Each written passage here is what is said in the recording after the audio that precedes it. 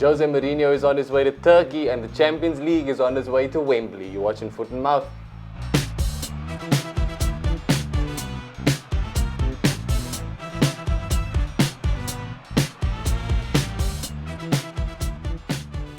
Welcome back to Foot and Mouth. Ethan, how you doing? You feeling the Champions League fever? Not really, to be honest. Maybe it's just because it's kind of a one-sided. You think so? I mean, maybe. It's Madrid. We've going seen for enough, their 15th. We've seen enough underdog stories this season alone. I mean, look at United's Champions League run. You know what I mean? Are you calling us the underdogs? Obviously, it's a bit poetic. It's the last game for Royce with Dortmund.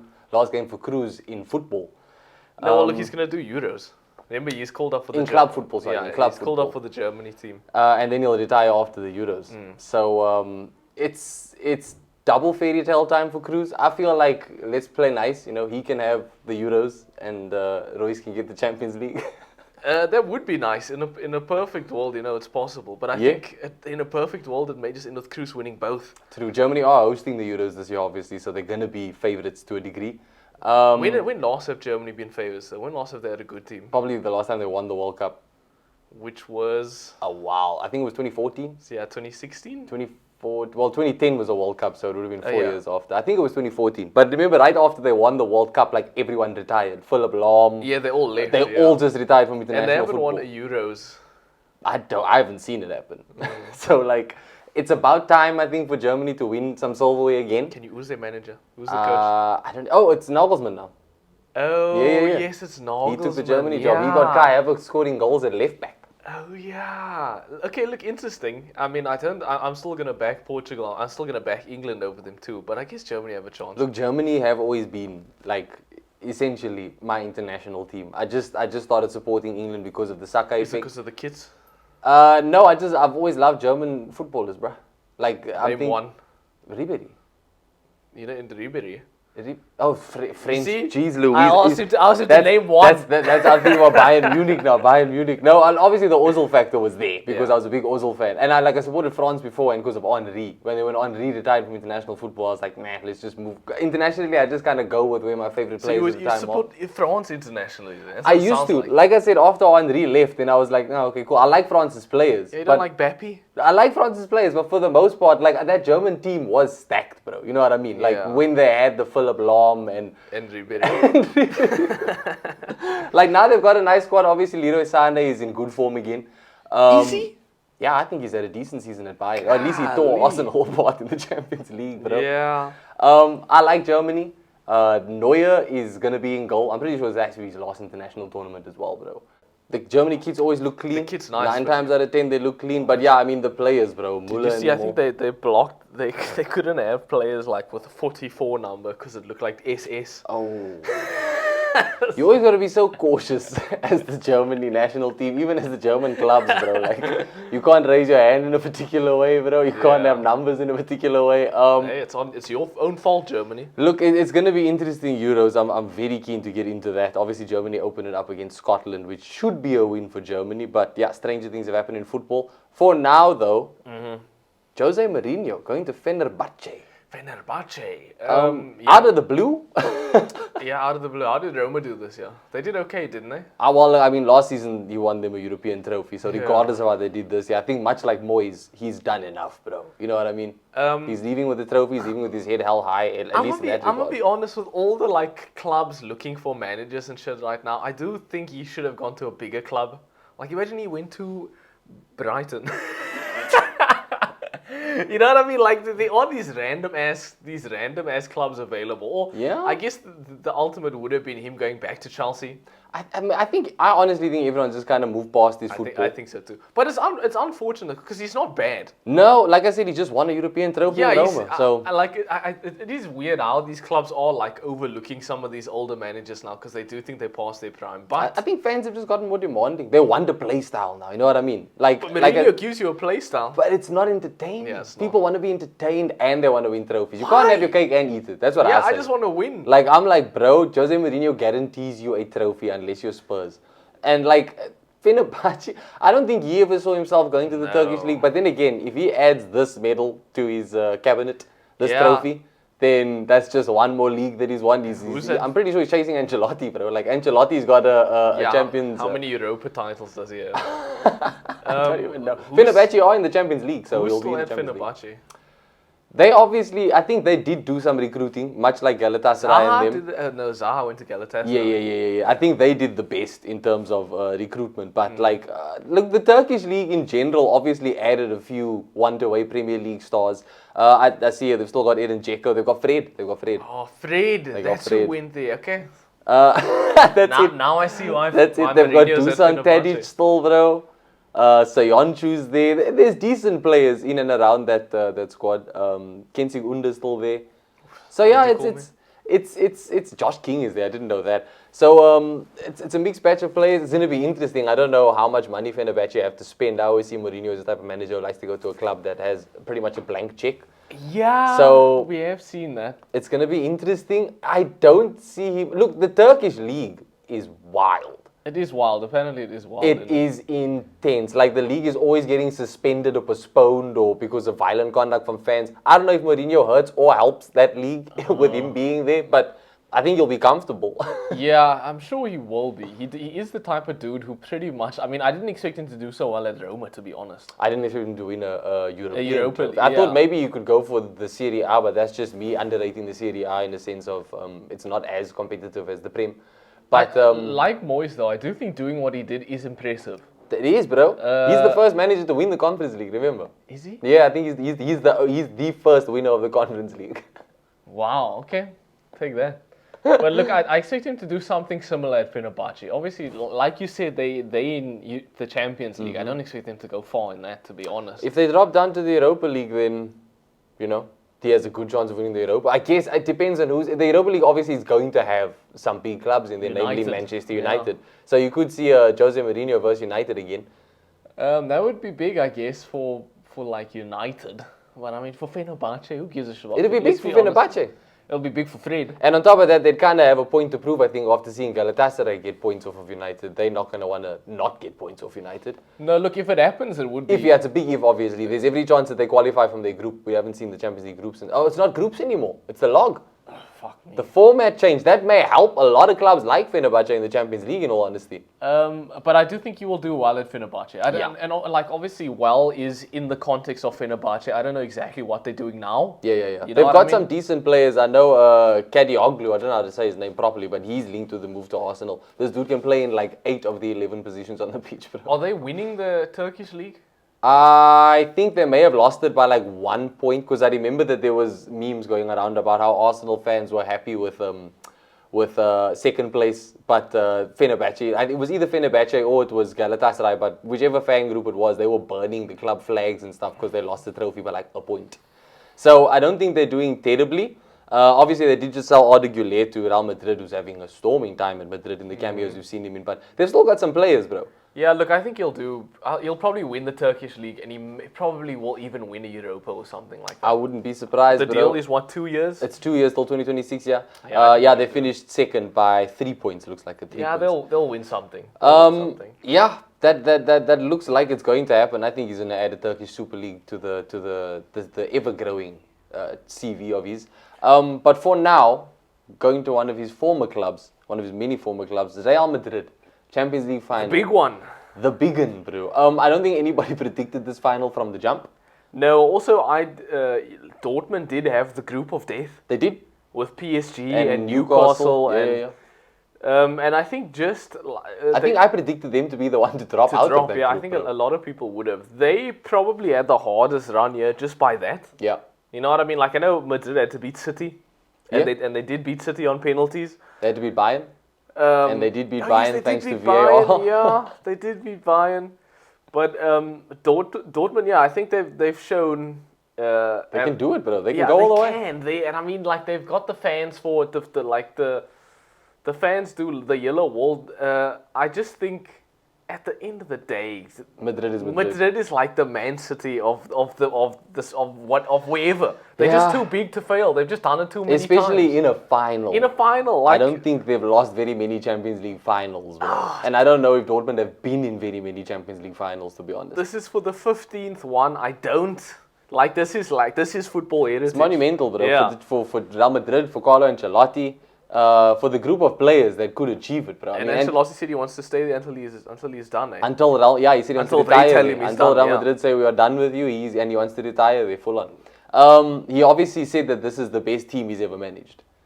Which I think that was a little bit of him talking out of his arse, but if they win their 15th Champions League medal... You can't argue, yeah. Oh, not so much you can't argue, but you can understand. You know, because again, I still think, dude, it's going to take a lot before this Real Madrid team are better than the Real Madrid squad that he had back in the day. Let's be honest though, you throw in Mbappe and Endrick coming in next season. It's going there again. Endrick's still going to need some time. I think all of these players are still going to need some time before they match anything that the previous Real Madrid but it's team. Close, dude. It may be honestly close. Very close. It may be close. They did. I will say they needed the help of VAR to get through to the final. I'll say that much. Yes. I'll say that much. But I do agree with you in that this team is special, bro. It's a good definitely special. But I just, maybe it's just me being biased towards, you saw the players he did have, bro. That was prime Modric. You know what I mean? Like, he had Real Madrid, bro. He had stars on that team. So for him to say that, I think is a huge boost of the confidence for this current crop of players. But yeah, if they win the 15th, then I think that claim really starts to pick up steam, dog. Especially when they do add the likes of, like you said, Mbappe. And who else did you say? Did you say Haaland? I said Endrick. Oh, Endrick, of course, yeah. Maybe Haaland as well at some point. Bro, yeah, that is obviously rumored to be. They were rumored to be after Garnacho as well. I think that's when the footballing world needs to come together and just block that. You can't let Real Madrid have Mbappe. We didn't do it against City, though. Yeah, that's true. Looks like the Premier League aren't even doing anything to block City. But Dortmund, obvious underdogs. I do agree with what you said, though. Just considering their run to the final. It's big. I feel inclined to say that they deserve it more. And they've had some big games as well. They've had some big high-scoring games. We know those players are going to work hard. Do you think, to a certain extent, it's not like the FA Cup where Man City can kind of mentally, these Madrid players don't mentally they focus. Even though they won the fucking... They full on had 2 weeks to rest, you know what I mean? I don't think they were in the Copa, whatever the Spanish Cup final is. But I think it was literally La Liga end and then just focus on Champions League. So they're not going to make the same mistakes that City did? I don't think they make mistakes in general, but I definitely don't think that we saw in that City game, though, City did have them on the back foot the entire game. It went to penalties, and the whole time they were just defending. That was football heritage on display there, with Real Madrid just finding a way. Just finding a way. So again, like we saw with City against Tottenham in the Premier League, though, there is a way to kind of hold this, to not let these teams play their game. And so far, it looks like Dortmund are a team that can find a way. They can do it, yeah, they really can do it. Royce's last game. Golly. Who are you putting in goal for Madrid, by the way? Obviously, Courtois back. I have honestly liked Lunin. There's a lot on this game. What's his name? Luninha. Andriy Lunin. Ukrainian. I do think Lunin. There's so much riding on this game. But again, based on the name alone, I think I would take Courtois. There's just sometimes where it's give me the... Why do I feel like Lunin had some sketch moments in the semi-final? Over the 2 legs. Look, I think he's the third choice goalkeeper, though, to be honest. Isn't he second? No, I don't think he's second. I think they have someone else as well. Didn't they? They signed Kepa. They signed Kepa, yeah. And then Kepa also got injured, and that's how the Lunin ended up getting in goal. Something happened. So that's true, they signed Kepa. So Kepa is another player that's coming back to Chelsea. Lukaku and Kepa. Yeah. Chelsea could probably use Kepa at this moment, bro. Yeah, Sanchez is out. And Petrovic as well, But look, I think... I think he's proved by being their third choice and now all of a sudden their first choice. I know shit happens, but I think he has proved that they even didn't expect him to be at this level. Yeah. And to be honest, I don't think he's at this level. That's why I would put Kuti in. Yeah. Because I just think Courtois in a game like this, it's too big to risk. It's too big, dude. Yeah. Respect Lunin for the work that he's done well. Real Madrid here. But I'm putting Kuti in. I would, you know what? I feel like at this point, Courtois got the reputation of a Neuer, where even if he's been out for a year, you just throw him. Because also, I think he had a game in his first game back from injury. He got a clean sheet or some shit like that. So he's obviously not cold. He's coming in with some match fitness at least. He's fine, dude. You kind of have to start him, bro. You kind of have to... It's sad. If Lunin starts, fair play. Yeah. Then I'd be like, nah, Ancelotti got some balls on him, bro, because that's a bold decision. You know what I mean? I don't know if Lunin's ever played in a cup final, let alone a Champions League final. So it'd be a bold move. It would be deserved, but it would be a bold move. I think the rest of the Madrid team is pretty much straightforward. Yeah, I think so too. If it ain't broke, don't fix it. Obviously, Vinny Jr. is arguably the best player in the world right now. Ballon d'Or contender.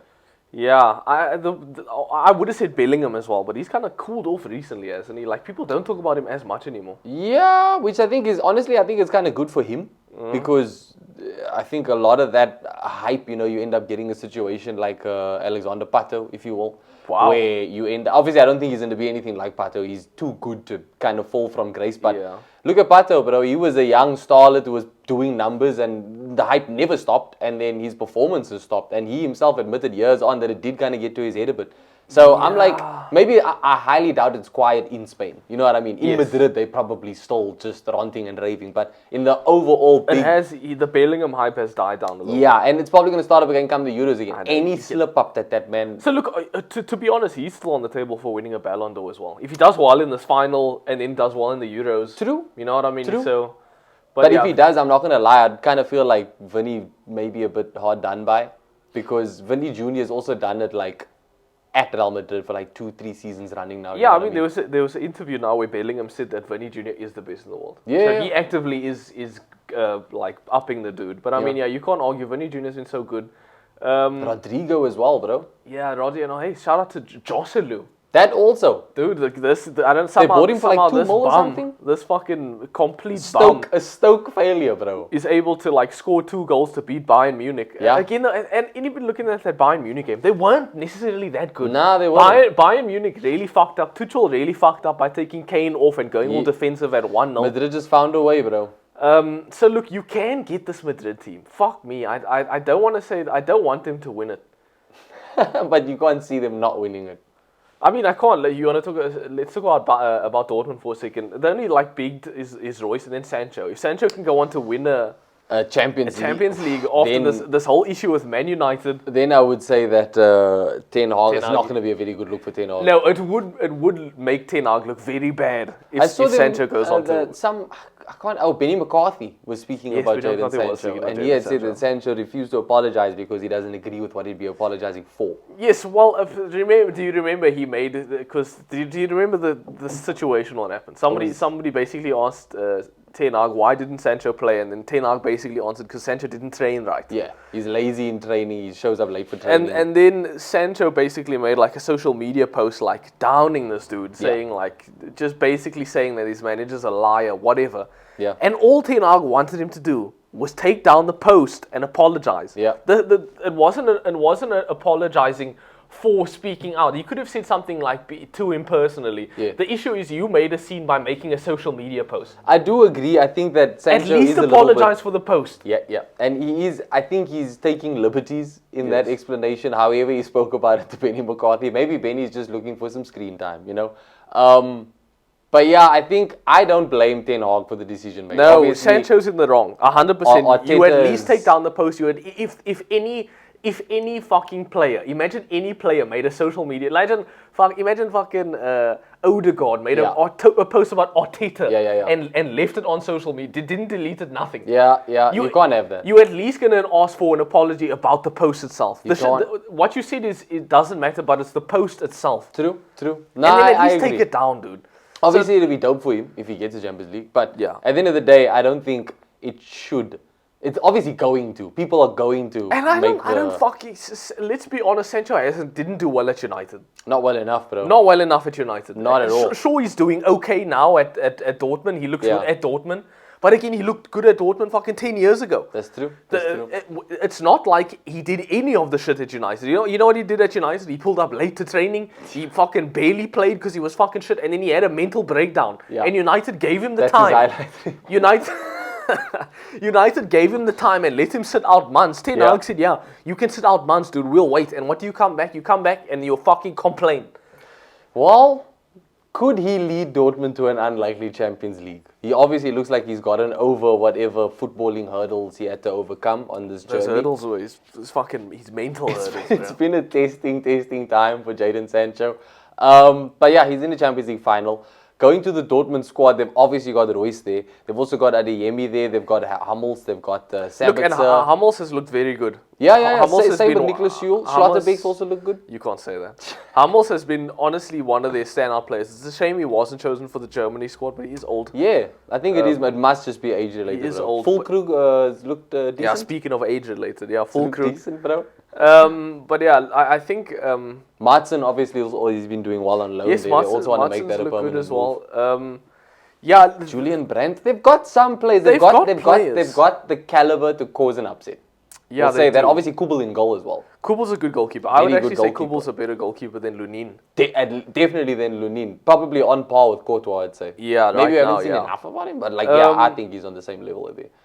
If we were to give a score prediction, which we are gonna do, what do you think? 3-3 hat-tricks for Cruz and Royce, and then penalties. Damn, the ultimate. How often do we get bang in Champions League finals, bro? Never. I'm talking about it's same like World Cup finals. Yeah, I think everybody just wants to win it too much, bro. Look, I'm hoping though that I'm assuming Madrid are going to be very defensive and shit in this game because both sides it's a final. Because Dortmund are the underdogs also, so both sides. But Dortmund, yeah, you're right. Both sides will be playing counter-attacking football. Could still be entertaining for the neutral, but I think at the end of the day, you're going to get some smart football, which doesn't always make for the. You know what? I'd say Madrid have a lot. They have enough flair in their team to just keep things entertaining, keep things exciting, and I think Dortmund have. The technical prowess across the team, they'll let off some through balls that get you oohing and eyeing, and it'll keep the game flowing, bro. I think it'll be a proper free-flowing game, but I don't know in terms of like shots at goal, like how many shots will get off. Yeah. The midfield is going to be very busy. The midfield is going to be super busy. You're getting two very good back lines that are going up against two teams that have strikers that are very good, but considering the defenders they're going up against, I do wish Bayern Munich had made it to the final. Dortmund-Bayern would have been a lot more interesting, story-wise. Maybe? The two German teams. Yeah, but again, I feel like that's just a bit... And that's also a lot more 50-50 than this game. Like, I think everyone is predicting Madrid to win this. Yeah. Every single person. If you look at the run alone, and I've been trying to go for football logic more often than not this season. It looks like just as much as Real Madrid come to life in the Champions League, so do Dortmund this season, bro. Yeah, so I don't want to count Dortmund out, and I may actually be the one to go against the grain, and I'm going to predict a 2-1 Dortmund win. 2-1 Dortmund win. You know what I'm going to say? I'll say 3-2. 3-2. I think it's going to be a late winner. 3-2. Extra time? Extra time, probably. Yeah. 3-2 extra time Dortmund. You heard it here first. The show is called Foot and Mouth. I'm gonna agree. I'll actually say Dortmund. I'll go 2-1 though. 2-1? Yeah, and I'll say no extra time. If Dortmund win this. Yeah, you heard it here first. If Dortmund win this, bro. You go on the show. If Dortmund win this, and if we get Marco Reus hat-trick. Come on the show, Marco. Come on the show. You invited. We predicted you. I'm sure Spons wouldn't mind. But yeah, look, I think that about does it for this episode. It was just a look at the Champions League. Obviously, the transfer market is kind of swirling currently. There's a lot of rando rumors going around, but the next time we sit down, I'm pretty sure there'll be some more concrete developments. Mm-hmm. And also, hopefully, we'll be talking about a very unlikely Dortmund win and a Champions League medal for Royce and Dortmund. Thank you guys for watching the show. Let us know your predictions in the comment section below, and we'll catch you in the next one.